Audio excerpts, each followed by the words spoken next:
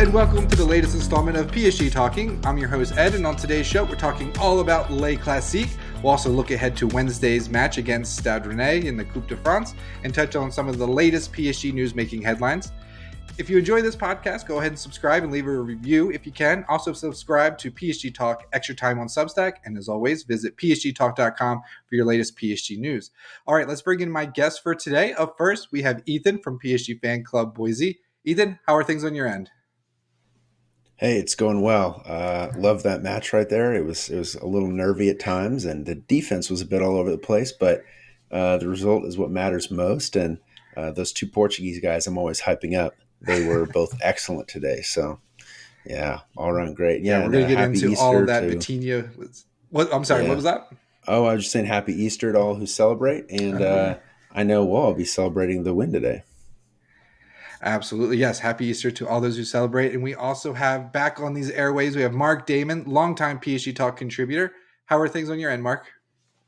Going pretty well. That was a fun game, challenging game for them coming out of the international break. And I think, a game that will be, relived on Twitter and, with the hearts of PSG fans for a long time. Those are really gutsy stuff. Yeah, you mentioned the international break. Is there anything more worse than a pointless international break? We saw Bradley Barcola go down with a hamstring injury, just the worst. But we're not going to get into any of that. We are recording this podcast just minutes after PSG's 2-0 win over Marseille at the Stade Rennais. Let's begin with Luis Enrique's starting lineup. You had Kylian Mbappe, Randal Kolo Muani led the attack with Ousmane Dembélé sort of dropping a little bit deeper. You had Fabian Ruiz, Vitinha, Warren Zaire-Emery, they made up the midfield, and then in defense, Lucas Hernandez, Lucas Beraldo, Danilo Pereira, and Achraf Hakimi, and then, of course, Donnarumma in goal. Mark, let's start with you. Any issues with the lineup? Would you prefer another player coming in or the formation? Any issues with that? I didn't think it was too bad of a choice in lineup. I mean, you don't have Barcola, obviously, because of the hamstring. Skriniar had just come back. He wasn't really ready to play a full game. Marquinhos is still out. So really your center back choices were fairly limited. And with them wanting to give Nuno Mendes the day off before the Rennais match on Wednesday, I mean, that's kind of the only lineup you could have gone with, I think, that was attacking enough. So I would say it was a good enough lineup to put out there. I think as the game went on, you sort of saw that matchup-wise, this wasn't Lucas Beraldo's best match, but, there wasn't really much you could have done otherwise with that lineup, in my opinion. And I don't even think he really had a chance to prove himself. I mean, that red card was kind of suspect, and we're going to get into all that. We'll get into it. I just thought that matchup-wise, once he got one-on-one with Aubameyang, I don't think right now that's his strength as a defender to, mark a guy one-on-one and, stay with a guy with that kind of skill and just general experience. But yeah, the experience is big. Aubameyang, he's a skilled striker. He knows exactly what he's doing out there. Ethan, what did you think about the lineup? Did you like Dembélé sort of playing that false nine role? Any thoughts on Kolo Muani out there? Would you maybe preferred Ramos getting the start? Like Mark said, there wasn't a bunch that we could have done. Like you said, limited center back options. I think selfishly, right as the lineup came out, I would have preferred Gonzalo Ramos just because I'm so high on him. But knowing the way that we typically play Marseille in Le Classique with a lot of speed, it's just we're usually killing them on the counterattacks. And you saw that today. I was pretty surprised that Mbappe didn't get a goal. But that speed in attack I think was crucial. And so I liked the lineup. It was about as good as we really could have got, other than sitting Nuno. But the having Ruiz as that 6 again was, I think, wise. He's just a better ball playing midfielder than Ugarte. Of course, Ugarte is a great guy to have in defense at the end of games, but for a game like this where keeping possession and getting 1,000 passes off, I think was really important. So I don't think we really could have done much else. Yeah, Dembele I think was a wise move to have. He was very good. Obviously, he should have scored. I think we all saw that. Could have scored 2 goals if his finishing was better, but Really, given the couple injuries we had, that was really about the strongest lineup that I think Lucho could have put out. Yeah, and I would just echo all those thoughts. I thought that he had to pretty much go with what he thought would work best. With the attack, maybe you could have moved some players around. Kolomwani's really struggled, but I talked about this, I think, in the latest podcast before this one, about how it's going to be between Kolomwani and Gonzalo Ramos. It's going to be between those two players battling out to see who's going to who's going to start against Barcelona with Barcola going down. And so we'll get to it, but Ramos did score the goal, and again, Kolomwani really struggled in this one coming off after halftime. So something to keep an eye on that competition. Um, let's see. I want to talk about that major incident that went down in the first half. So you had Aubameyang. He was shoved out of bounds right in front of Luis Enrique. He was shoved out of bounds by Lucas Beraldo, who was already on a yellow card. We had the referee then give Lucas Hernandez a yellow card. And then after a couple of minutes, the referee went to VAR and decided to give Beraldo a straight red for an incident that we've seen probably every match, and it's never given as a straight red. But so he's sent off. The ref didn't rescind Hernandez's yellow. It was all a mess. Mark, what do you make of that situation? Yeah. So I'm gonna walk into it a little bit because I think we should just back up for 2 seconds. I thought in general Marseille were pretty good in the first half. I thought they were more aggressive than they normally are. Usually they tend to like wilt in these kind of games and choke like they usually do, but they were pretty solid in that first half. Like they were pressuring the ball really well.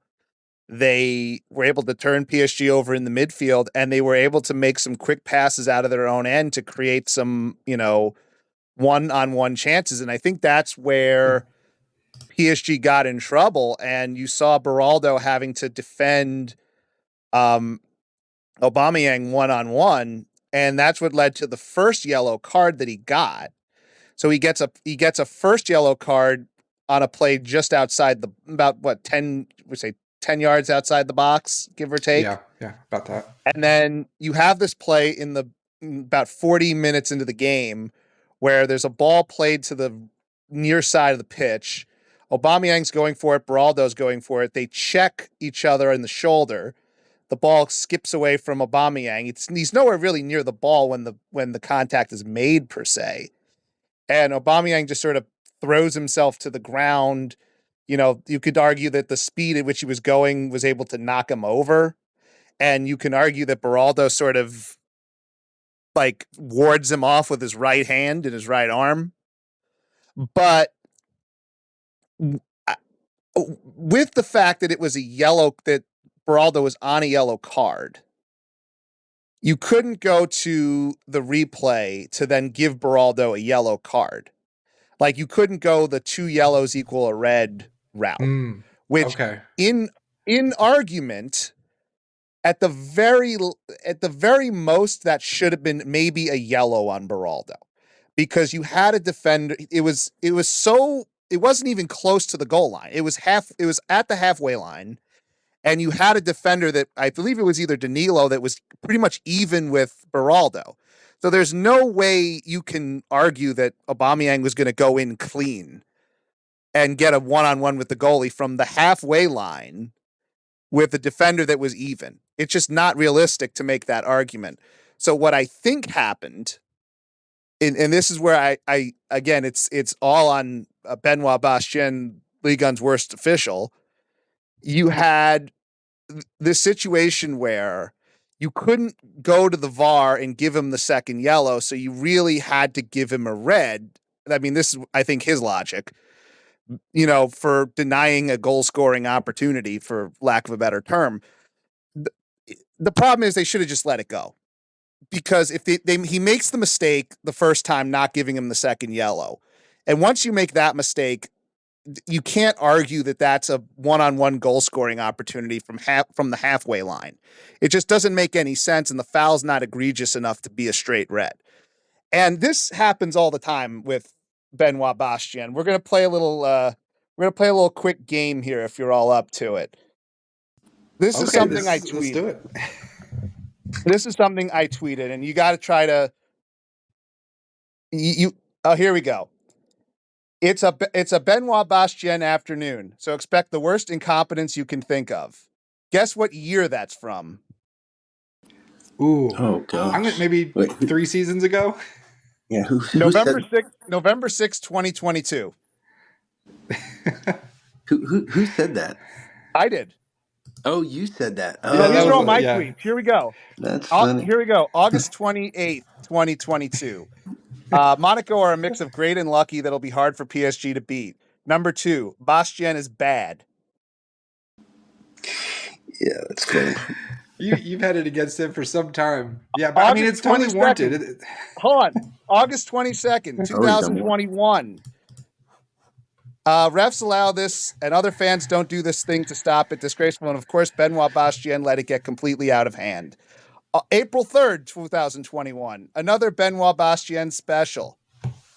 February 7th. PSG should be up 4-0, and the only reason they aren't is because of Benoit Bastien, Ligue 1's worst official.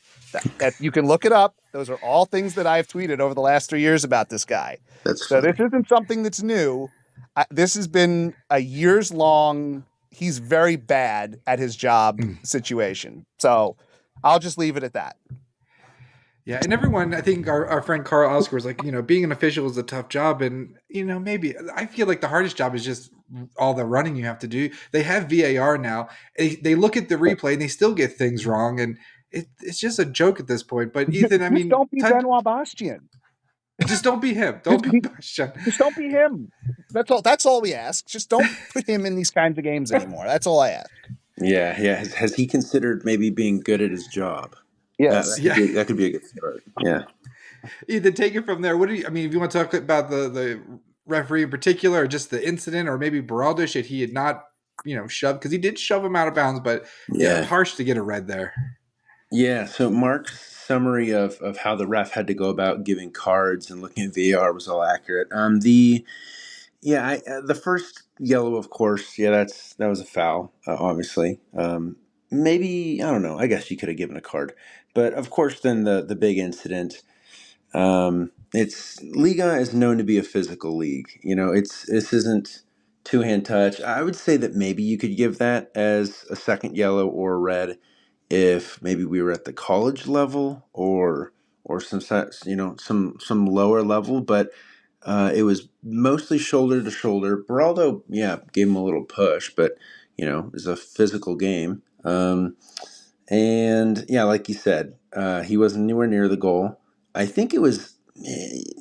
Mark said it was Danilo. I feel like it was Hakimi. I could be wrong, but there was another guy that could have hustled down there, and it wouldn't have just been 1-on-1. It would have been 2v2 if you're including the keeper, because there was another Marseille winger on the other side ready to run down. So they would have been at a disadvantage, of course, and that's assuming that Beraldo like eats it or something, which probably wouldn't happen. But yeah, just overall, I just didn't think you could give that, especially Beraldo's.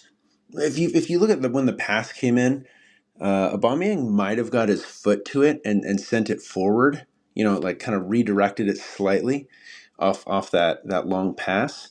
But you certainly couldn't say that he's currently got control over the ball. I mean, he was letting it skip off his foot, and he and Beraldo were going to have to run for 20 yards to see who won that ball. And yeah, would Aubameyang probably get there first? Yeah, probably. But that doesn't mean that Beraldo's completely out of the picture. It doesn't mean that he's 10 yards behind him and it's a clear 1v1 for Aubameyang. So yeah, overall, you look at like the four factors that we've gone over, and I feel like you need all or almost all of those factors to be in favor of Marseille, and maybe only one or two of them were. So yeah, straight red is pretty cruel. Especially, I will say, slight silver lining. We got the win. Of course, at the moment, we were all pissed, but got the win. And Beraldo has played the most minutes of any PSG player. That's club and country included or combined. He played the most minutes in the month of March. So, I don't hate him getting a rest, but of course, that was the last thing on our minds when that happened. But that is sort of my brief, thoughts on that. Help my ignorance here. Will he miss the match on Wednesday, or is he available with that red? Ooh, No, good I'm question. pretty sure that's two different jurisdictions. You think Okay. so? Okay, Yeah, I'm not sure. the Ligue 1 is run by the LFP, and Hmm. the Coupe de France is run by the Triple F. So yeah, he should Okay. be. He'll probably miss the Claremont Claremont. game, Yeah. Okay, who cares? good. He should have sat that anyway. Yeah. Yeah, Okay. who Okay, well Yep. that's cares? good to know. And as you Yeah. look at Marseille committed 10 fouls compared to PSG's 8, and it's just hilarious. Everyone except for Hakimi got a yellow card. Even Donnarumma got one for time wasting shortly after Beraldo was sent off. So Lucas Hernandez, we have no idea why Lucas Hernandez got a yellow. Did anyone figure that out? Why he got one? Was it a case of mistaken identity and they forgot to rescind No, it, or was he? I think it's because he was protesting, but Yeah.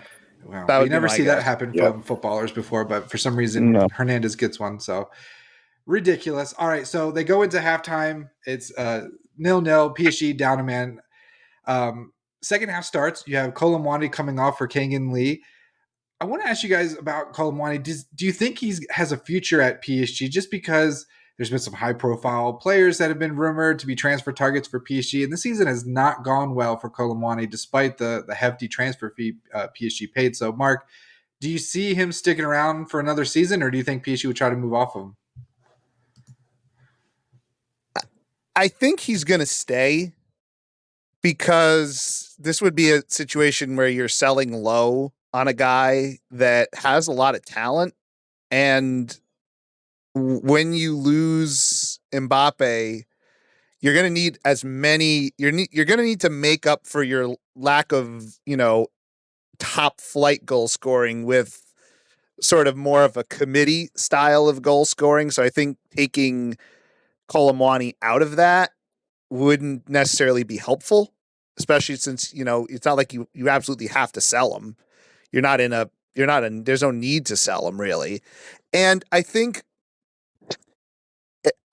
the transfer fee was large, and I think the transfer fee sometimes colors our judgment of how we view players when they come in.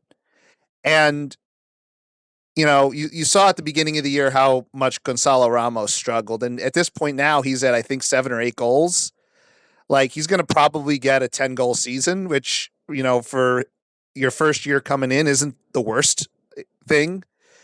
And I think with Colomwani, I don't think he is a natural 20, 30 goal scorer. Like, I don't think that's the kind of player he is, because if he was, I think that probably would have happened already at some point in his career. I think what he is, he's like a he's like a double double guy. He's like a 13 goal, 14 assist guy. I think when he's at his best, and that's what he was doing at Eintracht Frankfurt. He was being a playmaker. He was assisting as much as he was scoring, and the offense was more revolved around his abilities and his needs.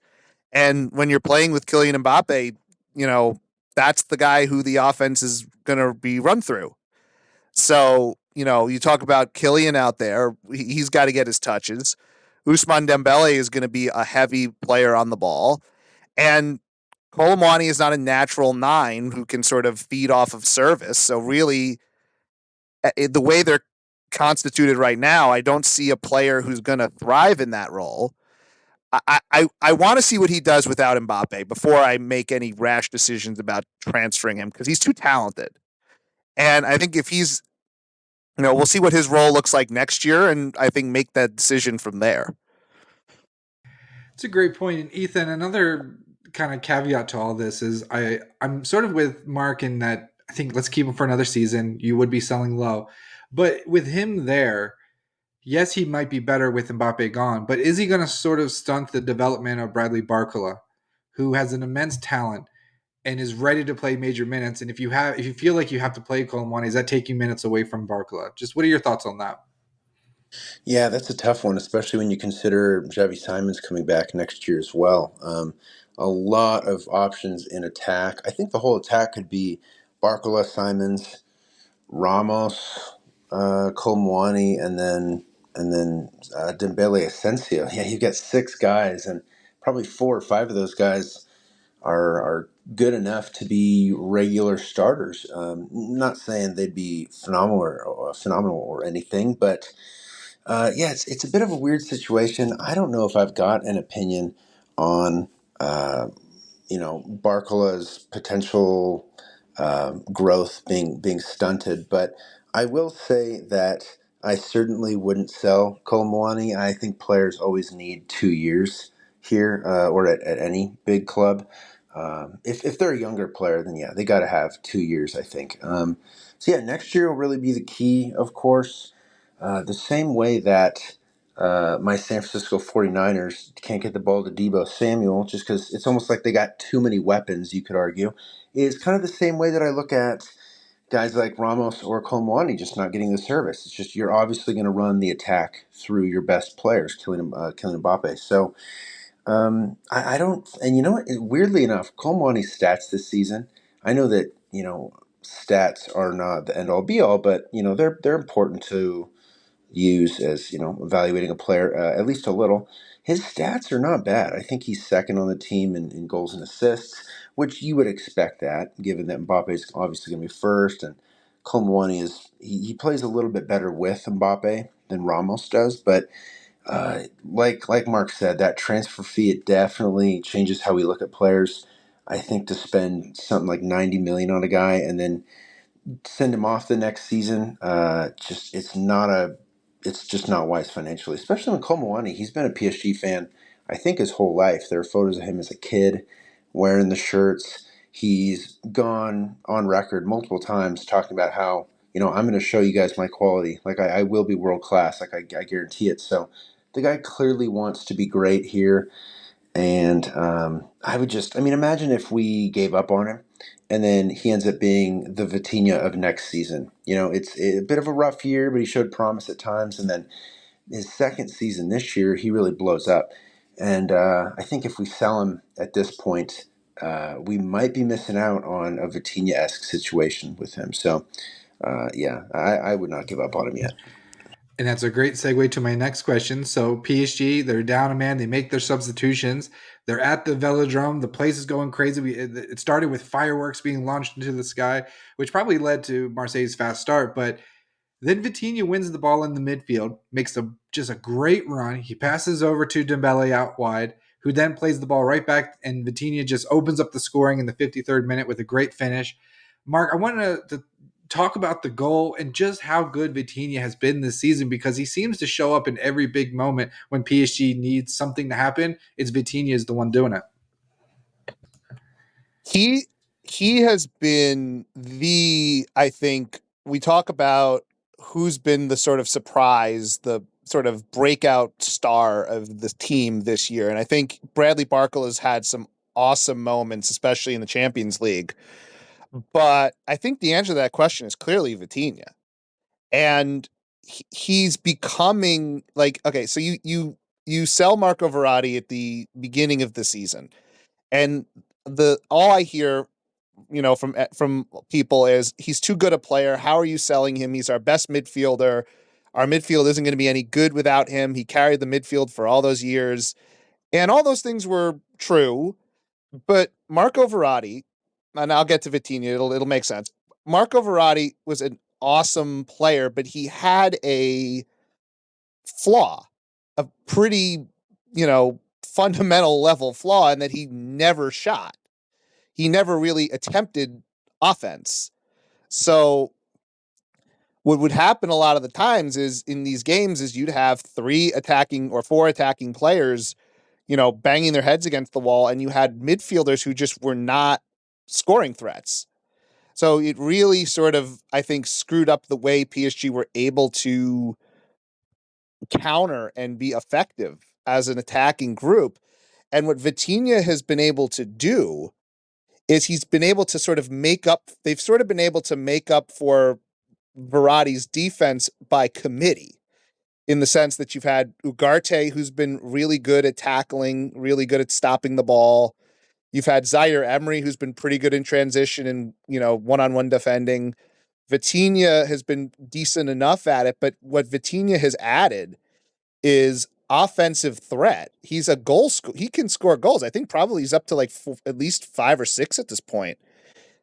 And you give somebody the ability to, you give that attack a midfielder who can be a threat and can shoot and can score and can run, can sort of create the transition point between defense and offense, leads the break, passes off, sits in the space, gets the ball back, is able to sort of rest the ball, takes a second or two, and then finishes really, cleanly and neatly. Like, that's just another dimension to the game that PSG haven't had from their midfielders in a very, very long time. And that goal was a really good example of a textbook 3-on-2. Like, they couldn't have done that any better. Dembele with the pullback pass, Vitinha running the middle. It was just really excellent stuff. And like, I wouldn't say he's been the MVP of the team, but he's clearly, I think, positioned himself as a permanent starter going forward.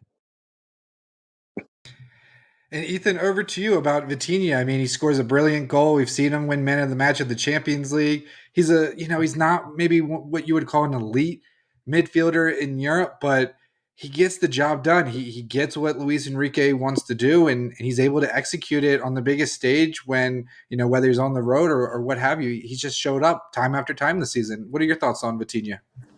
Yeah, I've gone on record saying that I'm very glad that we didn't ship him off after season one. I saw the quality in him, and I'm not saying that I'm a great player scout or scout by any means, definitely not. But I just felt like with Vitinha there was so much, so much ability there, and like Mark said, he's a scoring threat. He's been, not totally Verratti-esque, but a lot of I'd say he might be a better dribbler than Verratti. Verratti was probably a bit better at beating the press, but I mean, to get Vitinha like that for 40 mil and Verratti was sold for something like 50, you made probably a profit off that whole transaction, even though, of course, they weren't in the same season at the same time. But yeah, to replace Verratti like that with a guy like Vitinha has been phenomenal for us. And I think I just want to shout out Luis Campos real fast. I've always been high on him.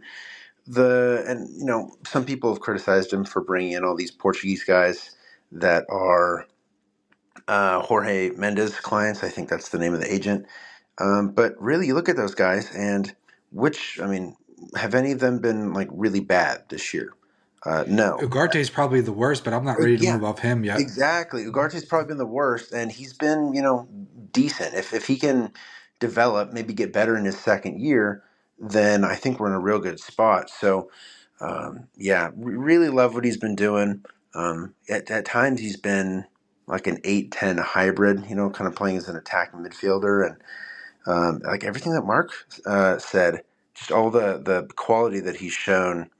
I just love having a player like that on this team, and I don't know what else I can Yeah. say about him, but Well, I mean, there's worse things than looking to the Portuguese league for players. I mean, it's kind of like League On. It's one of those leagues where you can find really good talent. You don't have to pay a elevated transfer fee like you would for a player in Germany or Spain or England. So there's nothing wrong with looking there. I think it's a really good strategy. I want to get in. We had a little bit of drama with Mbappe. Of course, we've got to talk about it. So he was subbed off in the Before 60th. you jump into that, I just want to make a really quick point about Sure, go for it. Vitinha. He is currently the second highest scoring PSG player in Ligue 1. Well, there you go. more than Kolmwani, huh? Wow. More than Colomwani. Yes, Wow. yeah. Colomwani is for the. I don't think he even rates on this list. It has at this point. So let me just see if he's there. He's got 6. And Dembele. Colomwani has 6, and now Vitinha has 7. Wow. Whoa. So I wouldn't be so sure to just say, well, he's not an elite player, because he's on that path. He just doesn't have the name recognition. You go to other fans from other teams.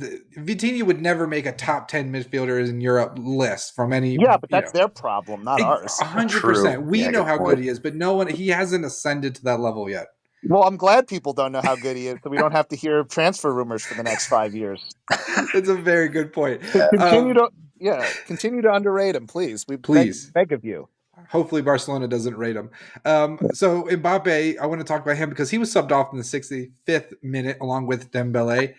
appeared to be a defensive move from Luis Enrique. We know Mbappe is not the greatest in tracking back in defensively. So I want to know what you make of that decision, and the fact that but Mbappe and Dembele, they both went to the dressing room, and then we've got some quotes that I'll just read here. So Luis Enrique was asked about taking Mbappe off, and Luis Enrique said, "quote It's the same music every single week, the same music. It's so boring. I am the coach. I make the decisions every day, every week. I'm going to do the same until my last day in Paris. I always try to find the best solution for my team." And then the reporter says, "We understand your decision to sub off Mbappe tonight." Luis Enrique, quote, "Even if you don't understand it, I don't care. I don't care at all."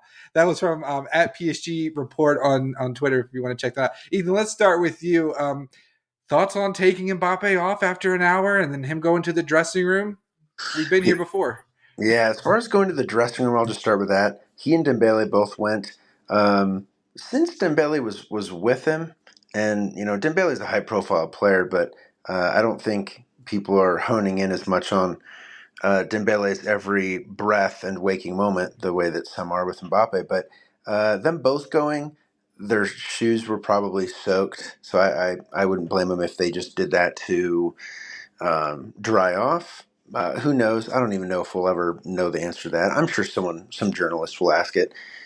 Yeah, Luis Enrique will get 30 questions about that in his next interview and get zero tactical questions naturally. But as far as the decision to sub him off, I've been a big fan of when Lucho has subbed off Mbappe so far this year. I'm thinking, okay, that's not a bad move. And then, he's done it with subbing Ramos on in his place instead. And two of those times, Ramos has won a penalty and then scored a goal that is either added a goal or saved us a point. I think the game against Rennes added 1-1. Was it against Rennes? Can't remember. I 1-1. think That that's right. the Yeah. Ramos sub was the one that made us not lose the game. Would Mbappe have scored, had he been in that place? I mean, he obviously plays differently than Ramos, but there's no way we can be sure. But up until today, I was really pleased with the decisions that Lucho had made to sub him off. Because, of course, it's good that the team learns to play without him, and we don't want him getting injured like he did in 2020 when he got that bone-crunching tackle against Saint-Etienne, that he maybe wasn't 100% in the Champions League final a year ago, a little over a year ago, but last season he got injured in January. We got knocked out of the Coupe de France in this exact match that we just played today because he wasn't there, and he historically owns Marseille. And he wasn't able to start that first leg in the Champions League against Bayern. So keeping him healthy is so crucial. And some people ask, well, he needs the matches to get fit. No, he doesn't. We've seen this in the past. When he missed the first game of our season, can't remember who was against. It was like a 1-1 draw, 0-0 draw. And then when he came on in the second game, he scored like 10 minutes in. It's like the dude is always sharp. He doesn't need a tune-up. He doesn't need a warm-up. Just keep him fresh. He'll always be ready to play. And as long as he's good for the big matches, that's the most important thing. But I will say, today was the first time where I went, ooh, I don't know about that move. Lucho took off Mbappe and Dembele in one go, basically removing all the speed from our attack against Marseille, who we've always scored a bunch of counterattacking goals against. And so that's why my initial thought was, well, it's going to be harder to counterattack it now, especially, man down. And so initially I didn't agree with the decision. It obviously paid off, but it made me a little nervous thinking, yeah, Mbappe's not having his best game, but all that speed, I mean, the more desperate Marseille get as the game goes on, the greater freedom and space Mbappe and Dembele are going to have to make those runs in behind. So obviously, though, we saw the result. We saw what happened. And we were still able to counter without them. Yep. So once again, Lucho proves all of us fans wrong. He proved me wrong today. Yeah, we apparently had enough speed to score that counterattack goal, which we'll get here to in just a second. Mark, I'm going to go to you next. I just wanted to read our friend Miko over at PSG Review Podcast, a great show if you want to go ahead and subscribe to him. But Mbappe apparently posted on Instagram a photo of just him in the rain holding the captain's armband, and Miko tweeted, Mbappe centering the match around him like he was a Ligue 1 referee. The actions speak louder than Instagram posts. So I thought that was funny. But Mark, what are your thoughts on all things Mbappe in this match? I thought he was fine. I think they were focused on him a lot. Obviously, when you're playing Kylian Mbappe, your defense is going to be focused on stopping him. So I didn't think he got the level of chances that maybe he does in some of these other games. But like, I kind of agree with Ethan in the sense I would have done it. I just wouldn't have done it as early as they did. I think I thought PSG were getting counter chances, and I think they could have maybe put that game away a little earlier than they did if they'd kept them on for another 5-10 minutes, maybe. But I think that disallowed goal that Marseille, had. I think that sort of expedited the process a little bit. And I think the idea was like, look, we're down a man. We have the lead. Let's get some guys on that are going to track back and be a little more solid on the ball. Get Asensio on. He's a little better on the ball. Let's get some, we'll put Skriniar in, gets us a little bit tougher defensively. I think that was his idea, and I'm not totally against it. Again, maybe I would have waited till like the 70th minute or the 75th minute if they could have maybe.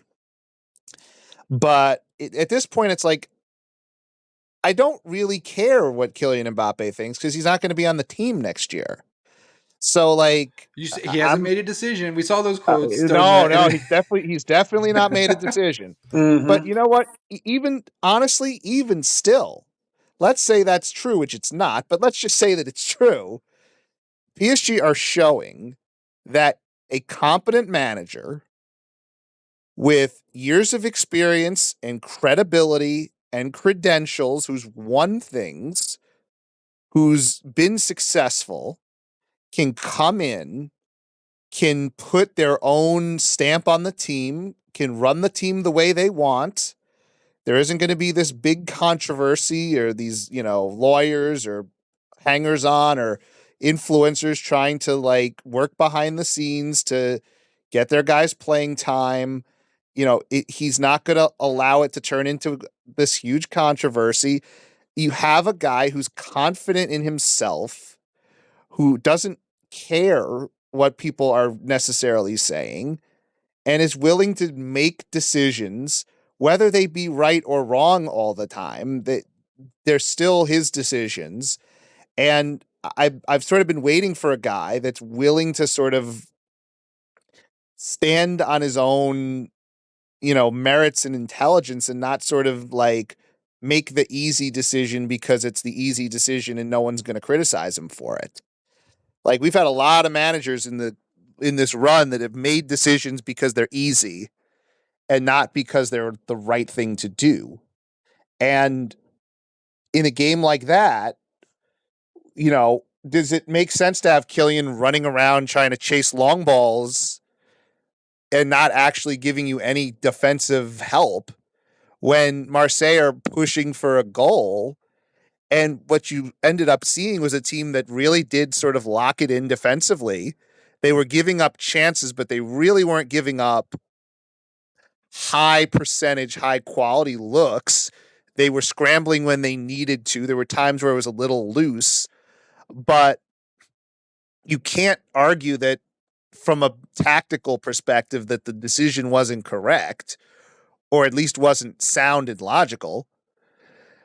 So I look at these things and I'm like, he's not going to be on the team in 2 months. So why do I care? Is he showing up and playing when he's on the field? Yeah, that's all that matters to me. The drama at this point, it's just not, it's not relevant. It's not important. Like, he's not going to quit on a team knowing he has a chance to win a Champions League. He's not going to do that. So like, he just has to, at this point, Mbappe just kind of has to sit around and take it. And that's it's good to kind of have the power for once in these situations with these star players where it's like, okay, we bench Mbappe, but we can bring on Gonzalo Ramos and he can, score the second goal. And, basically you can run your counters through Hakimi, who's one of the fastest players on the team, if not one of the fastest players in all of Europe. So it's not like they lost all of their ability to counter, as was shown on the second goal. Like, I just see this as nothing but a positive. I guess something about the Instagram post. So Kylian Mbappe posted again the picture of him walking. It's a shot of looking at the back of him. He's holding the captain's armband, clearly being subbed off, and there's no caption. I feel like this is a way of him sending some kind of message. And I also Who think cares? when Luis Enrique says, Who cares? "Can you win a Champions League?" When you have the manager saying, "If people don't agree with me, I don't care," and Mbappe, posting these cryptic things like there just seems to be some turmoil. And I wish clearly they're doing a good job right now. I mean, they're clearly winning these games. They haven't lost since November in the Champions League. It's true. And they haven't lost in the league since September against Nice. I do feel like we obviously have seen. There's something to be said for Yeah. transactional relationships. Mm. And at this point, Mbappe and PSG are a purely transactional relationship. Kylian wants the Champions League at PSG for his legacy. If he doesn't get it, then he'll move on to Real Madrid. But he wants it. He's going to give his full effort for it. Like he's not the kind of guy that's just going to quit on a team when he has an opportunity, and a golden opportunity at that. So it's like I don't see a reason to to cater to this guy anymore. Yeah, there's definitely no reason. I just hope that there's if he wants to post pictures of himself in the rain, walking away like he's the Incredible Hulk in that Lou Ferrigno in the Incredible Hulk. I just made a really old reference. That's funny. But some people get that reference, thankfully. Like, what are we going to do here? Actually, are we going to? Oh well, sorry, Kylian. You're leaving us in 2 months, so let's play you every minute of every day. And what does I like a coach that's putting his authority on the team. We need this; it's necessary. 100% agree. I just hope that there's some documentarian out there because this has very much Chicago Bulls Last Dance vibes to it. Like just behind the scenes, I bet there's all kinds of drama going on. It would make for great television, a great documentary if someone was filming this. But there seems to be clashing. But you're right, it's transactional. Mbappe wants to win. It makes total sense. So he comes off. He goes back to the dressing room. Maybe we'll find out why. Maybe we won't. Who cares? Let's talk about Gonzalo Ramos because in the 85th minute scores that brilliant counter goal that we referenced a few times. I love that after the goal, he does these like little finger guns as he's like pointing to the Marseille crowd, and they're pelting him with trash, and you have the security come out with like the riot shields and they're blocking, and he's holding up the badge and tapping it and all that. And he's just a fantastic player. We've seen him score goals. Ethan, I will start with you on this one. I forget what his goal scoring rate is, but it's for the minutes he's played, the amount of goals he scored is pretty substantial. But there's been rumors that maybe he could be a player that moves on. What do you think his future at PSG holds? Man, I think he will also stay. Maybe that's just wishful thinking, but I don't think the rumors of him leaving have been concrete enough. I also think a lot of there was a rumor a couple days ago that, Luis Campos may be on his way out, because he's real close with Mbappe. And he is close with Mbappe. They've known each other for 10 years. Campos was one of the guys that was instrumental in bringing him to Monaco back in the day, before he even had his professional debut. But I still, unless Campos decides to leave, it's his decision. I don't see it. And I mean, this was another, a bit off topic or not the greatest segue, but Ramos was one of these Campos guys, and I just think, and regarding I'm jumping around a bit here, but the finger guns celebration, his nickname in Portugal is El Pistolero. Okay, that's why he does that. Yeah, it's great. He's done that on basically every goal that he's scored, but his goal scoring rate is about at the level of like Bukayo Saka or Cole Palmer in the Premier League. So these are guys that they're not elite goal scorers, but and of course they're not all forwards or strikers, excuse me. But his goal scoring rate is, I think, top. I mean, man, with the goal today, because he only played like 25 minutes and scored. His goal scoring rate is probably like top 40 in Europe, and he's obviously not even the focal point in attack. So I think it's really promising. I think he should be a guy that stays. I would hate to see him go. If we're going to let him go, then it needs to be for a massive transfer fee that's much larger than what we have bought him for, I think. But um, I'm just not quite sure. Lucho, of course, would know much more about this than I would, but the way that Ramos and Kolmuani might both be on the pitch next season at the same time, I just kind of wonder how that might go. I'm not sure what to do with it because, of course, we'll have Barcola and Simons and even Asensio as well. And I feel like there might be a way to make it, you let Kolmuani be this playmaker, like Mark was mentioning, and then you make almost playing with like a two striker system potentially, and then Ramos is your true nine, your finisher, someone that's Holland esque. Um, so I don't think any of these rumors that he might leave are true. Kind of like I was mentioning the same rumors about Luis Campos. Nasser came out pretty quickly after some of those quotes and rumors were floating around, and he shot him down. Yeah. So I hope he stays. Great aerial threat, someone that we need. Late in the game, you just got to lump the ball in the box and hope for the best. He's a guy that can get that goal. He scored a headed goal in the last Classique, so he's got 3 Le Classique goals now Mm. in 2 games. So he could be a guy. I mean, Mbappe has 9 goals in Le Classique. Ramos has 3 off of less than 90 minutes played. So at this rate, if you give Gonzalo Ramos 5 seasons, he's going to have like 15 goals against these guys, which would shatter Zlatan's record of 11. He's the highest scorer in Le Classique history. So Mm. um, it doesn't seem to me like he would be a guy that would be a great matchup against Marseille, given that we've talked on how Marseille plays so aggressive against us that they're often really prone to counters. But Ramos is getting these goals anyway, and he's got them 3 different ways now, off of a header and a counter.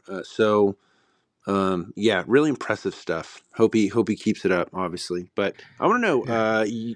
Ed, you got any specific thoughts because you brought him up? Yeah. What's your take on him? Well, I did want to say that it looks like Rafael Leao over at AC Milan did congratulate Gonzalo Ramos because he's a player who's been rumored to maybe come in this summer for PSG.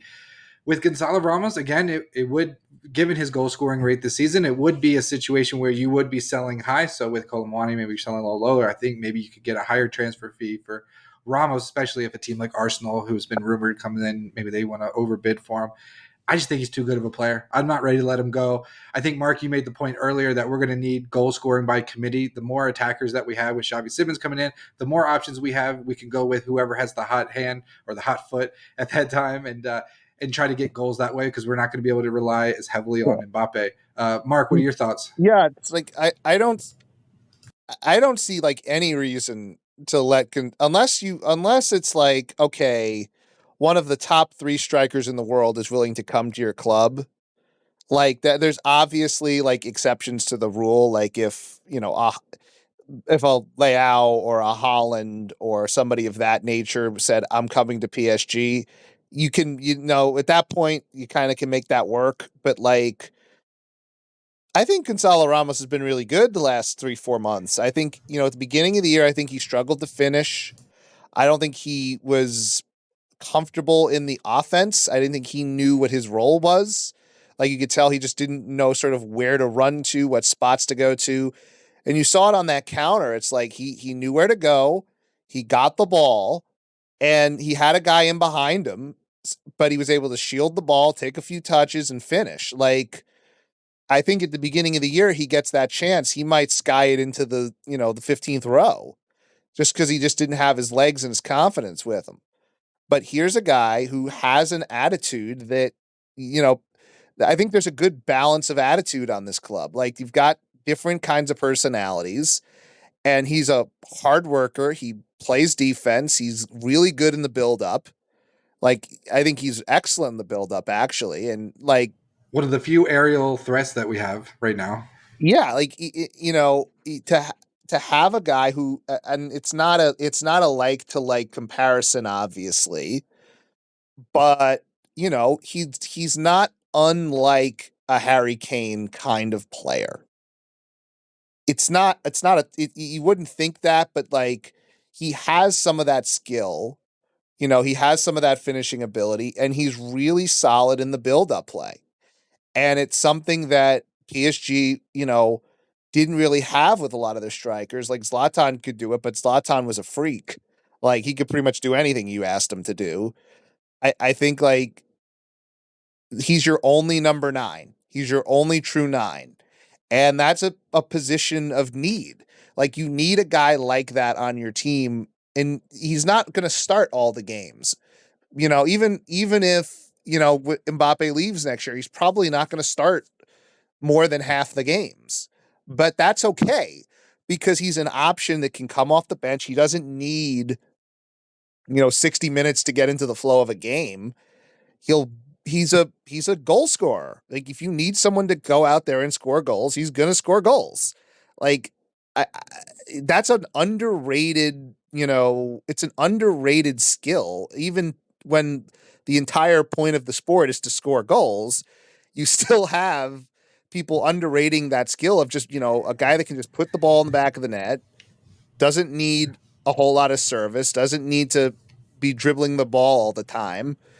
And like, if you get rid of him, like you unless it's to bring in like Holland or Leao or some elite level goal scorer. Osimhen is another player. Yeah, like unless it's one of those guys, it's like any move you're making is basically a lateral one. Yeah. So why give up on a guy that clearly enjoys playing there? Clearly, I think has found a role and a niche at the club.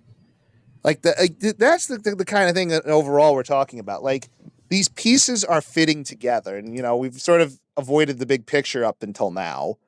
But it's like this has been a really strong PSG season, probably the strongest since the COVID year in terms of overall quality of play, what they've been able to do in all of these competitions. And part of that is that this team is starting to have pieces that fit and players that make sense and players that you can mix and match together and do different combinations and not have to rely on the same, 2-3 guys over and over and over and over again. And if those 2-3 guys don't score, you're not going to win. And with PSG now, you're getting goals from Ramos and Vitinha, and Dembele gets, a goal, or like Colomwani has 6, and Asensio has a few goals. Like you're getting contributions up and down the team from a variety of different guys.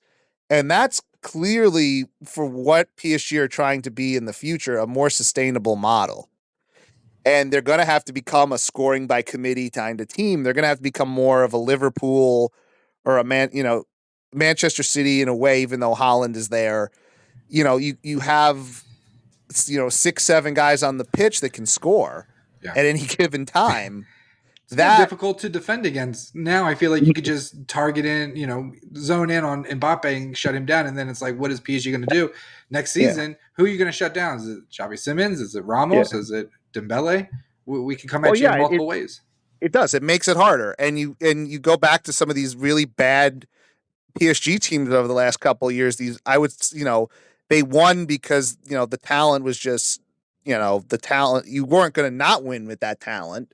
But the style of play and the sort of the way that the games went were not exactly appealing to the eye, and the team was very much one-dimensional in the way that it was able to score on you. So now you're working towards the future, and you have a cup game coming up, which I'm assuming Mbappe is going to play in, but I don't even know. He'll probably play that whole game. Yeah. And you'll have to figure out, to keep this momentum going. That was a big win to sort of kick off this stretch. Because it really is like, I'm going big picture, but like, if you told me at the beginning of the year, PSG were going to make it to the quarterfinals of the Champions League, win the Coupe de France, win Ligue 1, and, that would be a really good season. And they're like on the verge of even doing slightly better than that. Yeah. With a completely rebuilt squad. I mean, a lot of new faces and the Mbappe drama going on in the Yeah. background. Yeah, I So would it's say like, it's a yeah, successful season. and I think to sort of put the bow on it, PSG need to lean into this ethos of all 14, 15 guys contributing. Like, it can't be the Kylian Mbappe show. It can't be the Neymar Messi Mbappe show. It can't be the Cavani Zlatan show. Like, everyone you have to have everyone sort of tugging at the rope going the same way. And to have guys like Ramos get those kinds of goals that develop, like, that's really good, like, squad building kind of stuff where the team sort of gets bonds closer together and they're building that.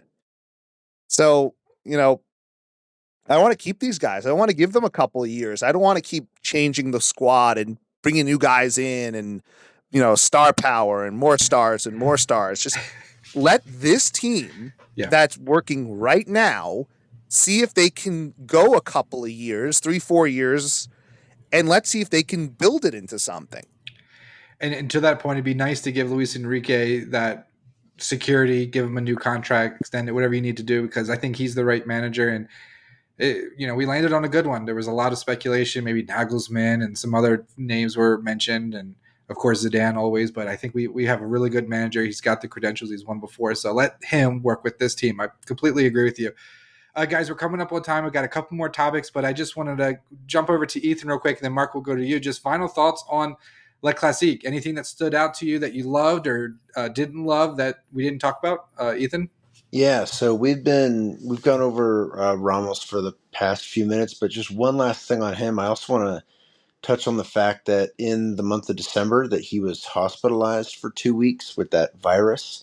Basically, wasn't training, wasn't playing. That's right. We Yeah. we didn't learn about it till a month or two later, but he's talked about how I think he said he lost like I don't know like 10 kilograms, which would be like 20 something pounds. So yeah, he lost a lot of weight. He said he kind of had to in the winter in January. He had to just have a brand new preseason essentially just to get match sharp.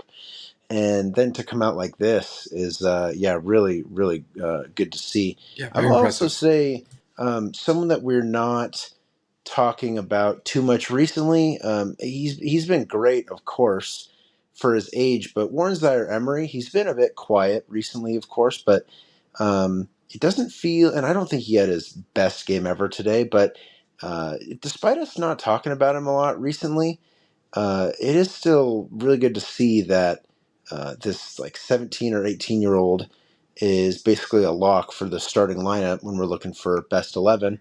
18 years old now. I had to get used Yeah. to saying that because we were like, he's only 17 for so Yeah, we long. said he was 17 for so long, yeah. But yeah, he's been, I mean, even though he's just kind of been average lately, and we know he's going to do that because he's young, just all these match minutes that he's getting. I mean, I think he played minutes. Did he play minutes for France this last international break? I think he did. So, I don't know. yeah, just good to see. Nothing, I'm not pointing out anything from him in this match Mhm. particularly, but good to see him still getting minutes. You see a lot of young guys and they're hot for a bit, and then on these big teams with a lot of good players, they kind of fall down the pecking order, and Mhm. they're replaced by some veteran, some older guy for a little bit, but he's still hanging in there. So Yeah. Came off early, 77th minute, Warren Zaire-Emery, but just looking at his stats, 94% accurate passes, created a chance, 61 touches. So solid performance from him. Mark, anything either good or bad that stood out to you in Le Classique that we didn't talk about? I'll just continue to beat the drum for Gianluigi Donnarumma as, like, You took mine. I was going to talk about it, but go for it. no, I think that we can have a philosophical argument about what you want out of your goalkeeper, depending on what you think is important versus what you don't. But when it comes to stopping the ball, which is the main job of the goalkeeper, unless it's somehow changed into like being an 11th, into being like somehow an 11th attacking player or something that I don't know that it's changed or whatever. Like, he's one of the best in the world at stopping the ball.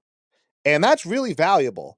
Like, I remember the before times, before we had like Navas and then, Donnarumma, where we were putting guys out there that should not have been on, major clubs in Europe. I'm just saying, we were putting out guys who were just not of that quality. Kevin Trapp, Alphonse Areola, Alfonso Areola, Areola, yeah. Salvatore Biragou. Buffon. Yeah, and Buffon at that point was Yeah, over the hill. yeah. But, the fact that you go from, Navas, who was really good, it was great for them, and you go into Donnarumma, who's one of the best shot stoppers in the world, and really in that like stretch from like the 65th minute to the 80th minute was making. There was that one sequence where he makes the save on the line and then comes out and pokes the ball out at the penalty spot. This is a tremendous player, and he's a tremendous asset for the club. And I warn people, it's like you don't know what's on the other side of that guy. He's 25 years old or something. He's still young, but super experienced. He hasn't even hit his prime yet as a goalie. So it's like, let's appreciate what we have and not try to look to go find some other guy that's, Yeah. we don't know what that guy is. He could play till he's 35, 36, 37. I mean, He late plays 30s. 40. Yeah, he could play He to 40. plays 40. We could have another 15 years of it. Yes, exactly. It's my point. It's like, don't underestimate that guy. He's really important to this club. Yeah, made 10 saves. Several of them were really, really good. So, Mark, you stole mine. I was going to say Donnarumma, we have to give him some love. I guess I'll go negative. I'll be a little negative here. I thought Danilo, he almost scored a spectacular own goal. I thought Skriniar comes in after his injury, and he comes in and gives the ball away, and Marseille nearly scores. I just thought that this just underscores the fact that we need to sign a Lenny Yoro or someone of that quality, a good starting center back that we could play from day one next season, because our center backs, we don't know with Marquinhos, he might leave. We just need reinforcement. We're so thin. The players that we have just aren't great. We kind of struck gold with Beraldo, although we saw today he can struggle at times. So I just think we need to get some solid defenders, central defenders in here for next season. So that's one I wanted to touch on. All right, guys, let's power through these next two real quick. So on Wednesday, PSG, they host Rennes in the semifinals of the Coupe de France. I would say that's arguably a more important match than this one against Marseille. I know historically, all the importance of this match, but this trophy is on the line to get to the final. So do you think, Ethan, we're going to see any major changes from the manager in the starting lineup? Do you think maybe Ramos comes in and Colomani goes to the bench? What are your thoughts on that? And then give me a prediction. Yeah, I think Luis Enrique will keep a real similar lineup. I'm going to guess that Colomani starts again. Beraldo in there, yeah. The thing is, yeah, to sort of touch on what you said just a minute ago, I keep trying to defend Danilo, but he's clearly past his prime, and it feels like he's just kind of making brutal mistakes every match. And luckily, this season, none of it has cost us dearly. But I would love to see. Maybe Lucas Hernandez can play at center back, because Nuno will be back. That would be good. It's just I know Lucas has played a lot of minutes recently, but everyone should get a break against Clermont in about a week. So hopefully, hopefully we don't see any starters in that match. No reason to risk injury before it. But yeah, we got to go all in with the best lineup on this one. Like you said, trophy on the line. This match is definitely more important than Le Classique, just given the context of the season. If this was a cup match in the round of 64 against like Po FC in the second division, then I get it. It's obviously Po Le Classique FC. bigger at the time, but they're just that's a random little that's a FIFA team. If anyone plays FIFA, you'll just know them from but no, given the context of the season, we're 2 wins away from a trophy that we haven't won in a couple of years. That Yeah. historically is our trophy. That's the trophy that we've won the most. Messi didn't win it when he was here. Messi never won it. Yeah, it's basically the only significant trophy that he never won. But that is even before QSI came in 2011, I think we still had tied for the most Coupe de France wins ever, or maybe we were just 1 or 2 behind someone. And given that, people recognize the club as being founded in 1970, that's when that merger happened, to have, however many Coupe de France wins we had, 8 in, the first 20 something years of the club's history. A lot of it when we were, didn't have a bunch of money, didn't have a lot of star players. The first 10 years, we were basically just trying to avoid relegation the whole time. And despite that, we still have just a phenomenal record. I mean, you look at PSG's some of their worst seasons ever, like 2006, 7, I think I'm naming the right one. Got like 13th, still won the Coupe de France. In 2008, 9, or sorry, 7, 8, I think that was that really stressful season, barely avoided relegation on the last day. I don't think we won the Coupe de France, but I think we won the Coupe de la Ligue that year. So we're just a team that is the club's identity historically is to just dominate the French domestic cups, no matter how good or bad the team is. So it's a trophy that I think we 100% have to win. And so, yeah, we better have the strongest lineup available. I would hope so. But I don't think there'll be any big changes. No. But Nuno should be in. That should be helpful. But I'm Yeah, I gonna think predict. they held him out for today for Yeah, that match. But yeah, give me a prediction. What do you think? I'm gonna go like 3-1 win. I like Yeah. that. I like it. All right, Mark, over to you. We're playing Rennes, who are 8th in the table. Marseille 7th, so another mid-table league on side with a chance in the final. What do you think? Well, PSG have historically, over the last few years, struggled when they play Rennes. This is not anything new, especially when Julian Stefan has been their coach. For some reason, I remember that Coupe de France final in 2019 where I went to Brooklyn to watch it at the PSG Yeah.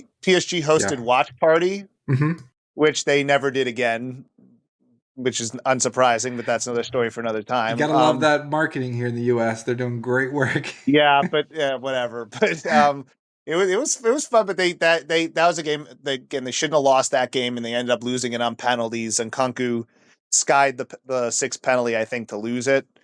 Um,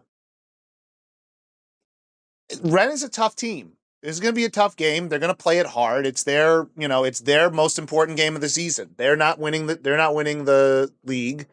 They're probably, on the outside of Europe looking in.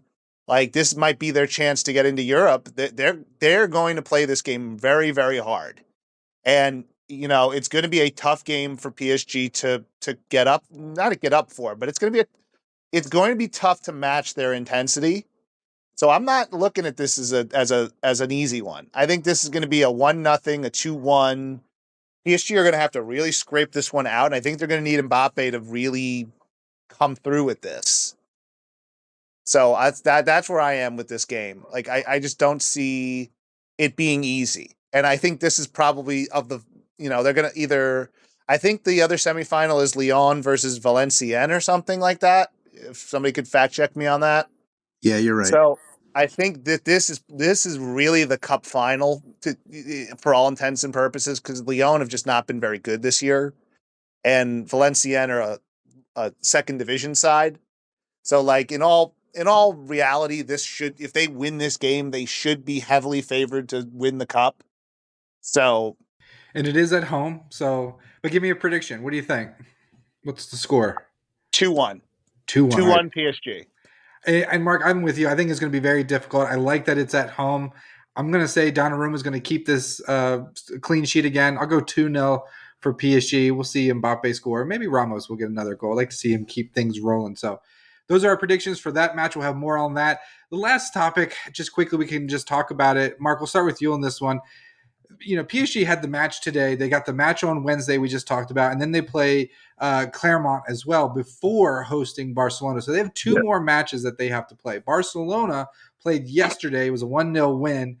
They're off until April 10th when they come to Paris. Where do you stand on, is it better to have that rest, or is it better to be more informed? So rest versus rust. Which side do you think is happy where they are? I think with soccer in particular, I think you want to be in form. I don't think you want to sit for 14 days and 10, 14 days and play a game. I don't think that that's ideal.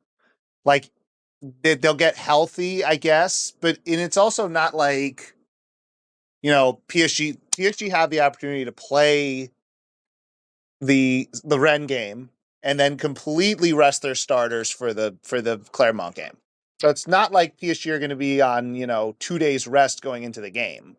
Like they're going to be, you would think in theory, unless Luis Enrique completely loses his mind, they're going to be on 7 days rest going into that game. Yeah, they're going to which rest is some players. which is more than enough. In my point, it's like, does it if it was okay, Barcelona haven't played in 10 days and PSG just played 2 days ago and they're going to play a big game against each other, that feels like a disadvantage to me. But like PSG will have a whole week basically off.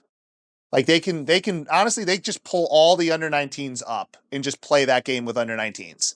And I wouldn't care. Maybe play Beraldo, maybe play like, Ethan you know, Mbappe. yeah, maybe like Arte or any of the guys that you're looking to bring off the bench in the Champions League match, you probably would play in the Saturday game. But I don't think it's that big a deal because it's like PSG will get enough rest. Their guys will get enough time where it's not a complete disadvantage. And I'd rather play, 7 days before than have to, hold off playing for a week and a half. Just my opinion. Yeah, no, I'm with you.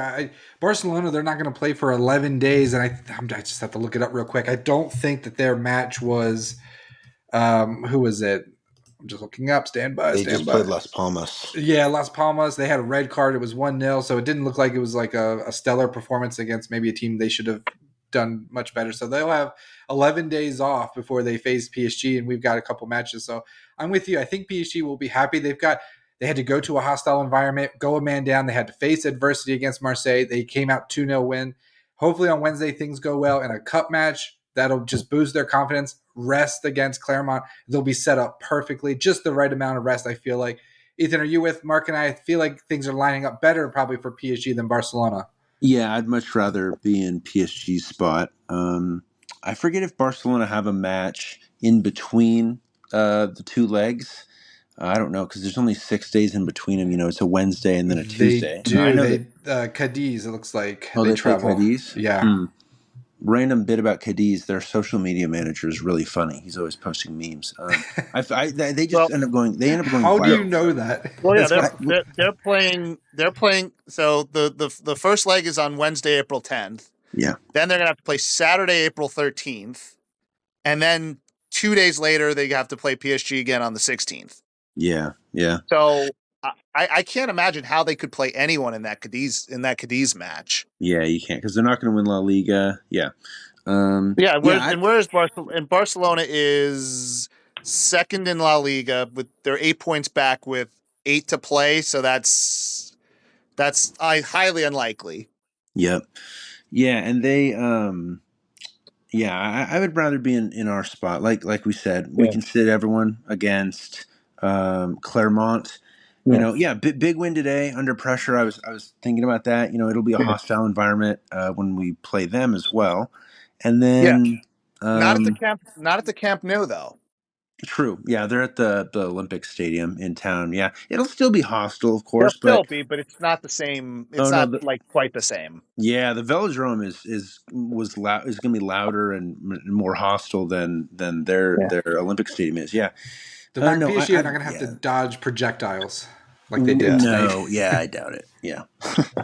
Yeah. Fantastic. That's all the questions I have. Mark, just any final thoughts from you on anything PSG related?